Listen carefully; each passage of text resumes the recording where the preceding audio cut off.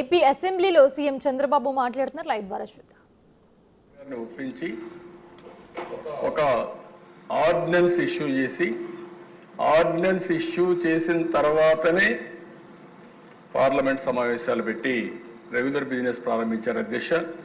ఈ రోజు కూడా ఈ పోలవరం సాధ్యమైందంటే ఎన్డీఏ సహకారం, నరేంద్ర మోడీ గారి సహకారం చాలా స్పష్టంగా. అక్కడి నుంచి అధ్యక్ష నేను పోయినప్పుడు నేను చాలా స్పష్టంగా 7 మండలాలు వచ్చాయి, దీన్ని ఫాస్ట్ ట్రాక్లో పెట్టాలి అని నేను అడిగినప్పుడు నీతి ఆయోగ్ ఎగ్జామిన్ చేశాను. నీతి ఆయోగ్ ఎగ్జామిన్ చేసి దేశంలో చాలా ప్రాజెక్టులు ఉన్నాయి, 10 ఏళ్ళు, 20 ఏళ్ళు, 30 ఏళ్ళు అవుతున్నాయి. ఇది కూడా అదే మాదిరిగా ఆ కోవలో చేరిపోతుంది. కాబట్టి ఈ ప్రాజెక్ట్ ఆంధ్రప్రదేశ్ రాష్ట్రానికి ఇస్తే రాష్ట్ర ప్రభుత్వం సమర్థవంతంగా వాళ్లకు అవసరమైన ప్రాజెక్టు కాబట్టి దీన్ని పూర్తి చేసే బాధ్యత తీసుకుంటారని చాలా స్పష్టంగా ఆలోచించి రికమెండ్ చేశాడు అధ్యక్ష.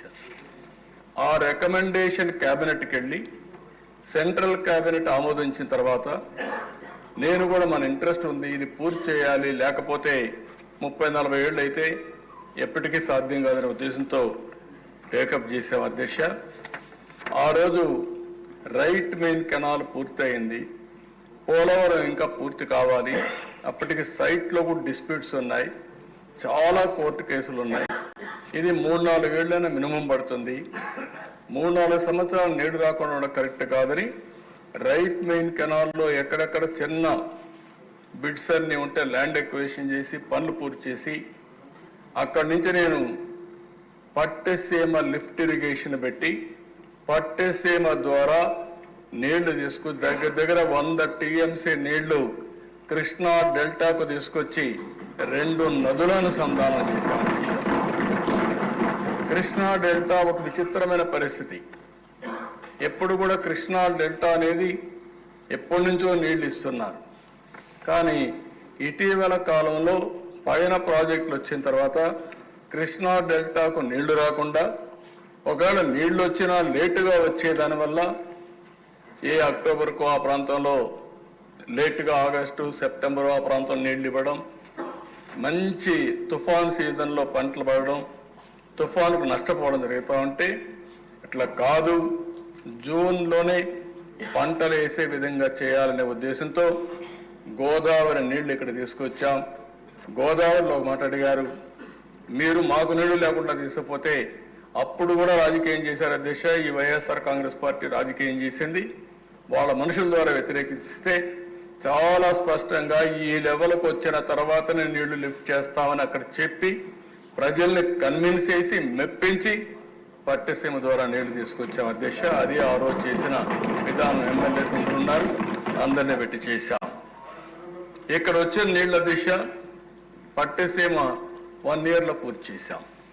అక్కడి నుంచి నీళ్లు వస్తే ఆ నీళ్లు పొదుపు చేసి శ్రీశైలంలో రాయలసీమకు నీళ్ళు ఇచ్చాం. ఈరోజు రాయలసీమలో పండ్ల తోటలు వచ్చాయంటే అప్పుడు నాకు ఆలోచిస్తే అనిపిస్తున్న దిశ ఓసారి చరిత్రలో మారుగా ఉంటాయి. మొట్టమొదటిసారిగా నేను ముఖ్యమంత్రి అయినప్పుడైతే 95-98 ఆ ప్రాంతంలో అంతా 20 ఏళ్లకు మునిపే అధ్యక్ష, అనంతపురం జిల్లాలో ఒక పెద్ద కరువు వచ్చింది. మనుషులకు నీళ్లు లేవు, పశువులకు నీళ్లు లేవు. గడ్డి తీసపోవాలంటే తీసపోగలుగుతాం, కానీ నీళ్లు తీసపోవాలంటే ఏం చేయాలో తెలియని పరిస్థితి. పశువులకి క్యాంపులు పెట్టాం అధ్యక్ష, మనుషులకు కాదు. మనుషులకు కావాలంటే నీళ్లు ఇండ్లు కాడిచ్చాం.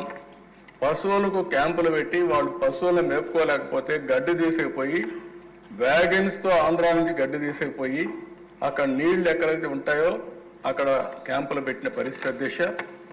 ప్రతి సంవత్సరం 10 ఏళ్లకు 7 సంవత్సరాలు వేరుశెనగ ఎండిపోయేది. ఫస్ట్ టైం రాయలసీమలో అనంతపురం జిల్లా వేదికగా తీసుకుని ఇన్పుట్ సబ్సిడీ ఒకటి ఇవ్వాలని నిర్ణయించింది తెలుగుదేశం పార్టీ అధ్యక్ష. ఆ రోజు ముఖ్యమంత్రిగా చేశాం.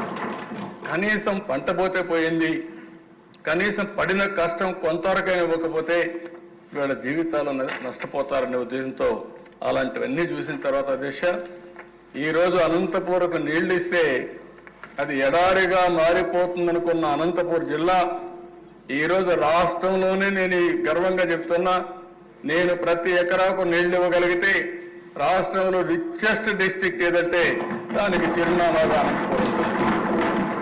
అంటే ఒక నీళ్ళు అనేది ఏ విధంగా మారిపోతుందో మీరు చూస్తే, నేను ఇండస్ట్రీ పెట్టాలనుకున్నాం. బెంగళూరు ఎయిర్పోర్ట్ ఉంది. బెంగళూరు ఎయిర్పోర్ట్కి దగ్గర అనంతపురం జిల్లా. కర్ణాటక రాష్ట్రంలో వేరే ప్రాంతాల పోలు అటు ఇటు తిరిగిపోవాలి, చాలా దూరం. నేరుగా బెంగళూరు ఎయిర్పోర్ట్ నుంచి 25 నిమిషాల్లో ఆంధ్ర బార్డర్ వస్తుంది, 30 నిమిషాల్లో వస్తుంది. నేను ఆ రోజు కియా మోటార్కి చెప్పాను, మీరు సౌత్ కొరియాకి పోవాలంటే నేరుగా అనంతపురం ఎయిర్పోర్ట్ ఉంది బెంగళూరులో, రావచ్చు పోవచ్చు అంటే నీళ్లు ఎక్కడున్నాయన్నారు.